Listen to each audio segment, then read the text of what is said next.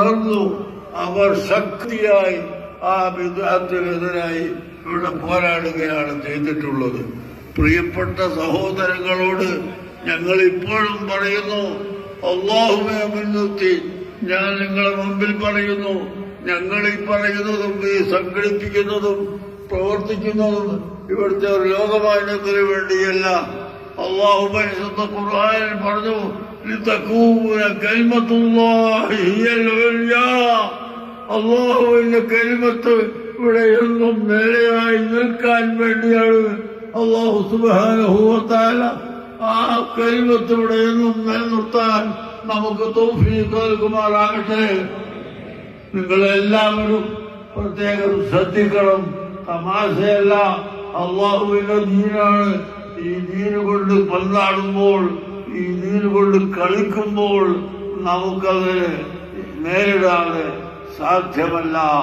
അള്ളാഹുവിന്റെ ദീൻ അഷ്റഫുൽ ഖൽഖ് മുഹമ്മദുർ റസൂലുള്ളാഹി സ്വല്ലല്ലാഹു അലൈഹി വസല്ലം തങ്ങളെ സാധാരണ മനുഷ്യനായി ചിത്രീകരിച്ച് ഇവിടെ ദീനെ നിസ്സാരമാക്കി കളിക്കുന്നവരുണ്ട്. റസൂലുള്ളാഹിനെ പഠിപ്പിക്കുന്നതിനോട് എതിർക്കുന്നവരുണ്ട്. റസൂലുള്ളാഹി പഠിപ്പിച്ച ആ ദീനിനെ മാറ്റിമറിക്കുന്നവരുണ്ട്. അവരോട് നമുക്ക് നേരിടാതെ സാധ്യമല്ല.